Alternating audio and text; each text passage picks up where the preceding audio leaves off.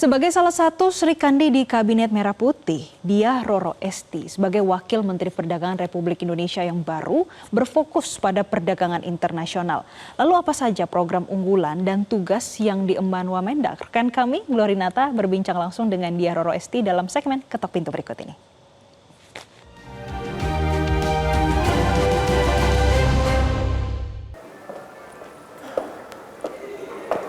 Halo pemirsa, selamat pagi Indonesia. Saat pengumuman kemarin di Kabinet Merah Putih, ini ada beberapa nama-nama sosok muda yang mengisi jabatan Wakil Menteri. Salah satunya adalah Wakil Menteri Perdagangan Diah Roro Esti. Nah, sekarang aku udah ada di kantornya nih, di kantor Kementerian Perdagangan, dan aku bakalan berbincang-bincang sedikit tentang apa sih tugas-tugas dari Wamendak. Yuk langsung aja. So, ini dia Selamat Pagi Indonesia edisi Ketuk Pintu. Halo, selamat siang Mbak. Mau ketemu Kak Diah? Oke, boleh. Oke, selamat siang. Halo. Hey. Lagi kerja ya? Aku ganggu ya Kak ya? Sini. Hai dulu. Iya. Cipika dulu. Apa kabar? Baik, oke. Welcome to my office. Ini Kakak lagi ngerjain apa nih? Mungkin Jadi bisa aku tuh dijelasin lagi ke melihat. kita nih pemirsa yang ada di rumah. Iya, jadi salah satu tugas utama aku sebagai Wamen Perdagangan itu adalah bagaimana kita bisa meningkatkan ekspor kita. Ekspor ya. Jadi bisa tembus ke pasar luar negeri, dan itu ada beberapa negara prioritas juga. Nah, sekarang lagi ngeliatin ini data. Jadi perkembangan ekspor kita dari bulan Januari sampai September itu seperti apa. Dan memang mayoritas dari ekspor kita itu ini nih Mbak. Jadi di sektor industri. Terus ada juga tambang, of course, this is a big one. 18%, terus migas juga, ada pertanian. Jadi ini nih yang perlu kita dorong ke depannya, dan justru fokus juga ke ekspor untuk yang non migas. Jadi kita juga ada target UMKM Go Global. Jadi UMKM. Jadi jadi supaya dia tembus nih di pasar internasional. Dan yang ketiga itu juga kita mengamankan pasar dalam negeri. Kalau perbedaan nih tugas dari Menteri Perdagangan dan Wakil Menteri Perdagangan mungkin bisa dijelasin? Iya boleh. Jadi kemarin alhamdulillah kita sudah rapat dengan Pak Menteri, Pak Budi Santoso. Beliau luar biasa dan memang lama di kementerian ini gitu. Jadi kemarin pembagian tugasnya waktu Rapim, beliau fokus ke pasar dalam negerinya yang berkaitan tentang itu. Lalu kemudian kalau saya dikasih tugas pokoknya internasional katanya. Jadi terus selain dari itu juga yang UMKM Go Global. Jadi ini UMKM bisa. Ini unik juga ya Kak. Jadi dibuat untuk bersaing di pasar internasional, nggak cuma di pasar nasional doang gitu ya. Dan I think one of our challenge kita itu adalah bagaimana melink and match between UMKM yang ada dengan kebutuhan di pasar globalnya itu tadi gitu. Apakah entah itu butuh furniture atau mungkin butuh pakaian, tekstil atau apa nih gitu. Jadi harus sesuai dengan kebutuhan pasar di luar negeri gitu. Untuk urusan ini Kak, data-data ekspor. Sebenarnya kalau Kakak lihat kondisi ekspor di aktivitas atau kegiatan ekonomi ekspor di Indonesia sendiri ini sebenarnya bagus atau gimana? Jadi selama kurang lebih 53 bulan ya, if we look back, itu sejak bulan Mei 2020, kita selalu surplus. Negara kita tuh selalu surplus. So we are exporting more than we're importing. Dan surplus ini bahkan kalau kita membandingkan, kalau ini kan secara global ya, jadi Januari dan September. Tapi dan ini September saja. Kalau dibandingkan dengan bulan Agustus itu kita naik. Jadi pas Agustus ini aku lihat data karena ini bicara data jadi harus sesuai. Jadi 2,78 miliar dolar itu naik menjadi 3,26 miliar dolar di bulan September. Harapannya ini bisa semakin meningkat terus, dan memang trennya itu kurang lebih going up, which means ekspor kita semakin berdaya saing, semakin bisa tembus di pasar internasional. Kalau Indonesia sendiri posisinya nilai ekspornya dengan impornya perbandingannya gimana? Jadi gini, kalau kita ekspornya itu justru ketika kita berbicara mengenai non migas, kan ada dua komponen, ada ekspor migas dan non migas. Non migasnya itu kembali lagi ke tadi UMKM atau mungkin industri. Industri kan mayoritas sekitar 73% itu sendiri industri. Dan itu menjadi bukti bahwa karena nominalnya semakin meningkat dengan berjalannya dari satu bulan ke bulan lainnya, itu berarti we are advancing. Jadi justru kemampuan kita untuk fulfill market di luar negeri sana itu semakin baik, meningkat semakin meningkat. Dan kalau kita berbicara mengenai target yang tadi 100 hari itu salah satunya itu gitu. Yang non migas ekspornya ini harus semakin meningkat dan itu komponennya banyak banget. Misalnya bagaimana kita dengan promosi, kita ngadain acara-acara besar nggak di sini gitu kan. Banyak pendampingan lainnya karena yang berkaitan di sini itu ada dari Ditjen Pengembangan Ekspor Nasional. Nah, nanti teman-teman bisa ngelihat juga bagaimana kinerjanya selama ini karena bagus banget gitu. Sayang kalau cuman di dalam negeri doang gitu. Iya betul. Jadi melakukan pendampingan untuk puluhan ribu UMKM di Indonesia untuk kemudian bisa berdaya saing di dunia nasional. Berarti ada standarisasinya berarti ya. Pemirsa Selamat Pagi Indonesia nih. Kalau tadi kita kan udah berbicara data. Oke. Gimana kalau kita sambil keliling-keliling di ruangannya? Ayo, mungkin kita kesini aja ya. Ya, boleh ke Ini sofa. Tempat santai. Santai-santai kalau nerima tamu apa nih Kak? Tamu pribadi atau gimana? Tamu macam-macam sih. Jadi bisa di sini juga ya? Bisa, semuanya bisa di sini. Oke. Nah, kalau Kakak nih ngomong-ngomong soal Kakak kan baru dari anggota DPR, terus ini kan jadi wamen ya, jatuhnya jadi mengabdi kepada negara. Ini dalam waktu 100 hari ini target kerja Kakak yang diberikan oleh Presiden Prabowo Subianto gimana? Jadi tentu Pak Presiden Prabowo kepada kami di Kementerian Perdagangan, kemarin juga kami baru saja rapat pimpinan dengan Pak Menteri, kita sudah mengalokasikan tugas untuk masing-masing. Jadi kita semangatnya di sini adalah saling melengkapi. Gitu. Jadi saling kerjasama, gotong saling royong melengkapi gitu ya, agar tidak tumpang tindih juga pekerjaannya. Jadi Pak Menteri fokus mengenai mengamankan pasar di dalam negerinya. Lalu kemudian saya diberi tugas untuk meningkatkan itu tadi yang penguasaan pasar, membuat ekspornya kita, perjanjian-perjanjian yang selama ini agak stagnan, belum rampung. Kayak misalnya kemarin baru aja nerima tamu dari European Union, Uni Eropa. Kita membahas mengenai kerjasama antara regional sih, antara regionnya mereka dengan Indonesia.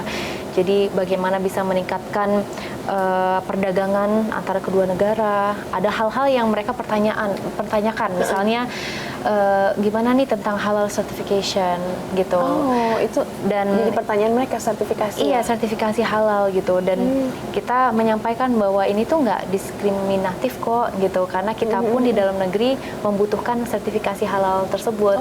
Dan Pak Menteri kemarin memberikan saya tugas untuk fokus terhadap isu itu, perjanjian itu kalau bisa rampung. Lalu kemudian ada negara-negara lainnya, jadi ada Peru, ada Tunisia, ada Kanada yang menjadi prioritas kita gitu. Jadi perjanjian itu tolong dirampungkan dan itu mudah-mudahan kita itu jadi PR ya, mampu ya. Terus berikutnya juga yang mengenai UMKM Go Global atau UMKM bisa namanya. Jadi berani inovasi, siap adaptasi. Nah itu kembali lagi harus tembus ke pasar internasional itu tadi. Tapi kalau Kakak dari Kementerian Perdagangan sendiri gimana sih kebijakan-kebijakan apa nih Kak? Kalau biasanya mengawasi pembuat kebijakan di DPR ya kan, Kakak sekarang sudah mulai menjalankan kebijakan itu atau membuat kebijakan itu gimana? Ya. Apa yang pro rakyat gitu ya, maksudnya pro rakyat kecil ya? Jadi tentu target kita secara garis besar ya nasional gitu, kita berharap bahwa Indonesia tentu bisa menjadi negara yang bisa lebih berdaya saing gitu kan. Lalu kemudian produktif. Apalagi dengan bonus demografi, mayoritas dari penduduk kita adalah dari kalangan produktif. Gimana caranya kita juga mengurangi unemployment, karena jangan sampai ada yang kualitasnya bagus mereka nggak bisa kerja misalnya. So semua tantangan itu terjawab ketika kita mampu kembali lagi berdaya saing gitu. Jadi dengan adanya Peningkatan kualitas ya. di UMKM misalnya ya kan, lebih banyak lagi masyarakat dari Sabang hingga Merauke semuanya mulai berusaha gimana nih kalau dunia bisnis gitu kan. Lalu kemudian dengan melalui pendampingan dari kami, karena kami melakukannya untuk puluhan ribu itu tadi UMKM, mudah-mudahan nominal ini bisa semakin meningkat, tidak lepas dari dukungan anggaran dari Iya, harus perlu anggaran nih. iya, dari DPR, teman-teman di DPR. Gimana tuh convince? Iya, Biasanya kan kakak yang di-convince Iya, untuk ngeluarin anggaran segini. Nah, kakak sekarang yang convince Ini- mereka nih. Jadi mudah-mudahan ada political will dari teman-teman di parlemen untuk mendorong agar misalnya ya kenaikan anggaran justru terrefleksikan melalui kinerja kementerian yang juga lebih meningkat dan lebih baik. Harapannya target-target tadi misalnya pendampingan UMKM itu bisa lebih banyak lagi gitu. Jadi itu kebijakan politis sebetulnya. Dan kita itu justru ini sekalian curhat kali ya. Jadi Iya, gimana we tuh, have Kak? a lot of problems tentang promotion. Promotion, Jadi, oke. Indonesia itu butuh mempromosikan produk-produknya kan. Oke, kita punya Trade Expo, kita juga punya Inacraft, kita juga punya perwakilan di luar negeri itu namanya Indonesia Trade Promotion Center. Jadi ITPC, dan itu ada di beberapa negara. Oke. Nah, tapi kan di sana itu kita butuh memperbanyak lagi kegiatan-kegiatan promosinya. Sedangkan untuk sustain di luar negeri kan lumayan ya. Kayak gimana gitu. tuh Kak kegiatan promosi mungkin Iya. yang bisa ditangkap masyarakat nih? Ya. Seperti apa misalnya promosi di sosial media kah atau gimana? Jadi promosi itu bisa secara fisik, maksudnya ngadain kayak semacam Kayak kalau bazar di gitu sini atau? kan Trade Expo ya, di sana lebih ke bazar kali ya, bisa dibilang gitu, mengundang beberapa stakeholder, oke. buyers gitu kan, supaya mereka juga tertarik dengan produk-produk kita gitu, dan itu menjadi extension dari pasar yang kita inginkan gitu, Iya, iya, karena iya. tujuannya kan kita butuh buyer yang pasti, dan mereka juga bisa we can fulfill the demand gitu. Iya, Jadi iya. dari segi produksinya, dari hilirnya kita juga selalu berproduksi. Harus ada survei juga mereka itu demand-nya seperti apa, Iya. kecenderungan Dan itu bayarnya dilakukan. seperti apa. Jadi itu dilakukan oleh Oke. ITPC itu tadi. Jadi mudah-mudahan mungkin ke depannya kita bisa berkunjung ke beberapa lokasi, kita melakukan analisa apakah selama ini efektif atau tidak, Oke. dan memastikan bahwa barang-barang atau produk yang dikirim ke sana itu sesuai dengan kebutuhan pasar di sana. Kita kan bangga banget dengan batik ya. Betul. Of course. Gitu Batiknya kan. Ini kita kan indah-indah semua sih. indah banget. Nah, tapi this is the reality bahwa ternyata di beberapa negara mereka itu kurang suka dengan yang corak-corak terlalu ramai misalnya. oke. Gitu. Jadi kalau untuk menembus pasar itu agak sulit. Tapi kalau misalnya kita fokusnya di misalnya ya Afrika gitu, they love color.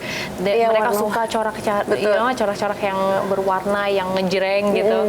Dan itu justru bisa tuh kalau Oke, berarti pasarnya ke situ harus misalnya. tahu target marketnya juga ya. Iya, Kementerian Perdagangan juga melakukan analisa secara berkala, dan ITPC ini merupakan salah satu yang membantu kita gitu untuk paling tidak tahu nih, oh negara ini seperti ini, negara ini seperti ini. Oke, kalau dari Kementerian Perdagangan sendiri ranah untuk ke arah sana itu bagaimana untuk menjaga Gimana? industri tekstil ya jatuhnya, untuk tembus terus jangan sampai menjaga juga kesejahteraan para Iya. pekerja di sini itu gimana sih dari Kementerian Perdagangan sendiri? Iya, jadi terutama apalagi melalui program kita yang UMKM bisa itu tadi, kita berharap bahwa ketika berbicara mengenai tekstil itu kan tidak jauh dengan batik dan lain-lain, itu harus sesuai dengan permintaan luar negerinya gitu. Kembali lagi ya, kan ada negara tertentu yang suka, ada yang tidak suka. Jangan sampai kita merubah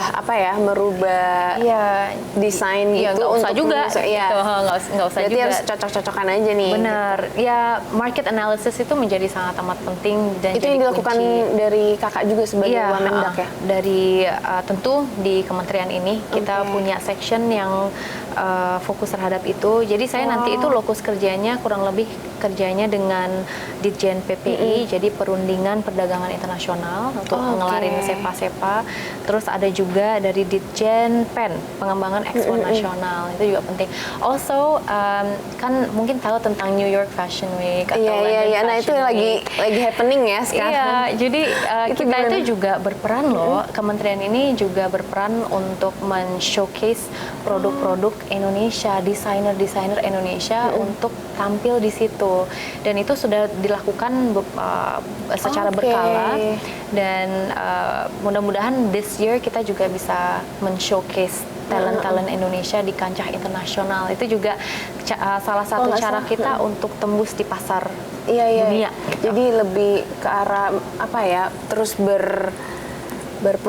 berkembang gitu. Iya. Kalau nggak salah ada beberapa tahun lalu ada apa sih brand namanya Erigo, kakak tahu nggak? Oh, maybe itu ya. pernah ke New York Fashion Week juga, Iya, terus kayak ke gitu-gitu. Paris Fashion Week ya kan. Yes, Mereka ya. benar-benar ngajak seluruh artis Indonesia Iya. untuk jalan di catwalk gitu. Iya. Itu juga Jadi, maksudnya dukungan dari kementerian juga iya, ya. tentu mudah-mudahan nanti kita itu tadi bisa menghadirkan desainer-desainer lokal dan itu menjadi panggung dunia yang harapannya kita bisa tembus dan kita bisa sustain juga sesuai dengan market yang ada di sana. Oke, tapi kalau untuk shifting kerjanya kakak kan Yes. biasanya di gedung DPR, di gedung Senayan, terus sekarang di Kementerian Perdagangan ada apa ya? Ada culture shock atau apa ya? Kebingungan atau masih beradaptasi gitu mungkin? Culture shock. Bukan culture shock sih, lebih ke adaptasi mungkin. Beradaptasi ya jatuhnya. Beradaptasi. Mungkin kalau di DPR kan kita terbiasa ketemu dengan mitra kerjanya banyak. Kayak misalnya dulu di Komisi 7 kita ketemunya dengan Menteri Perindustrian, SDM, Badan Riset Inovasi Nasional. Lokus kerjanya lebih luas dan kita mengawasi banyak kementerian itu tadi gitu. Jadi otomatis udah setiap hari ketemu sesama anggota DPR yang beragam banget gitu Ada kan. 570 sekian gitu ya. There's so many dan background politiknya beda-beda dan kayak gitu. Terus kita berhadapan dengan menteri dari bidang-bidang yang berbeda juga. Jadi keseharian itulah yang berubah ya. Akhirnya kalau di sini lebih fokus ke eksekusi ya berarti ya. Jadi berdasarkan apa yang nanti kebetulan kita rakernya next week. Jadi apa yang nanti kita paparkan ke parlemen itu kalau kita menampung juga aspirasi dari masyarakat melalui para legislator dengan harapan nanti ke depannya kita juga kerjanya juga bisa lebih tepat sasaran, lalu kemudian kita juga bisa lebih ini lagi ya kerjanya juga lebih cepat gitu. Nah itu menjadi perbedaan sih. Perbedaan ya, lumayan sih, tapi perbedaan signifikan banget ya kak ya. Signifikan ya kalau dipikir-pikir ya. Sekarang belum ada yang nanya soalnya, jadi sekarang kalau disuruh mikir, bener juga ya beda sih. Kakak masih ini ya, masih memahami kenyataan ini berubah nih gitu. Iya benar. Iya kan? It's like wake up. Karena tim juga secara tim udah berubah ya kakak ya. Iya betul. Kalau culture shock kerja sama orang-orang yang berbeda umur gitu, gimana nih kak? Kalau itu sih, kalau buat saya sih mungkin nggak terlalu ada masalah ya? Iya, because I feel bahkan dulu di DPR kan ya sama aja, kita selalu membaur aja gitu, yang muda dan yang udah berumur. Justru semangatnya itu harus saling melengkapi. Mungkin yang sudah senior dia punya pengalaman yang jauh lebih banyak. Kita belajarlah dari mereka. Kalau yang muda-muda mungkin lebih ke energinya, ya kan, kreativitasnya. So terus it's all about collaboration gitu. Oke, mungkin sambil minum ya kak, biar lebih santai. Aku malah belum mempersilahkan minum loh. Nggak sopan ya. Nggak apa-apa, kebalik kak, memang dunia ini. Tapi kalau kakak berarti minum siap dulu. ya, nanti ditanya lagi nih sama Presiden Prabowo untuk 6 bulan ke depan target kerjanya apa saja, kakak siap untuk memaparkan ya? Insya Allah. Tentu kita di sini kan nggak kerja sendiri ya Mbak ya. Kita di sini ada tim dan teman-teman yang sudah lama di kementerian yang sangat berdedikasi untuk mengerjakan tugas mereka. And so mudah-mudahan kinerjanya baik, kita make sure kinerjanya baik agar kita bisa melaporkan ke Pak Presiden juga. Iya, oke.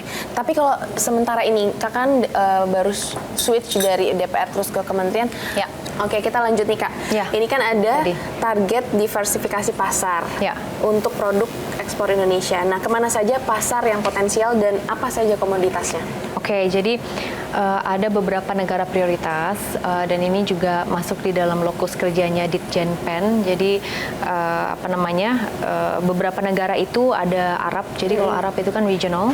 Lalu kemudian ada Belanda, ada Brazil, Chile, China, Filipina, India. Jadi India, China is a big market juga. Terus Kenya, tadi Kenya. kita ngomong Afrika kan. Terus Korea Selatan, Meksiko, UAE, Vietnam dan juga Kanada. Ini beberapa yang menjadi prioritas kita. Jadi kalau misalnya kita berbicara komoditinya itu apa aja sih gitu. Jadi kita ada misalnya ikan atau olahan ikan itu salah satunya. Terus sarang burung also, which is interesting ya. Terus ada kopi, terus kopi dari rempah-rempah olahan. macam-macam daerah ya. So that's also one of our specialty. Dan yang lebih kayak industrial itu ada semen, terus logam mulia, terus ada perhiasan juga. Jadi ini beberapa komoditas yang menjadi target utama. Ada juga furniture ya. Furniture juga yang selama ini kan besar. Banyak banget sebetulnya yang made in Indonesia yang akhirnya tembus ke sana gitu. Jadi ini beberapa prioritas kita. Siapa tahu dengan berjalannya waktu justru UMKM kita yang di sektor yang berbeda juga bisa semakin berdaya saing. Dan we're really trying our best supaya kita bisa tembus sih ke pasar internasional itu tadi. Oke, siap. Terima kasih sudah cukup sekali penjelasannya. Jadi 100 kerjanya dari Kementerian Perdagangan Kakak sudah paparkan dan semoga bisa berjalan dengan lancar. Amin, jadi bisa bertanggung jawab gitu ya untuk masyarakat semuanya. Dan sudah selesai sesi Selamat Pagi Indonesia edisi segmen Ketok Pintu. Kali ini di ruangannya Wamendak, Wamen termuda di Kabinet Merah Putih. Terima kasih sudah menonton. Sampai jumpa di episode selanjutnya. Dadah.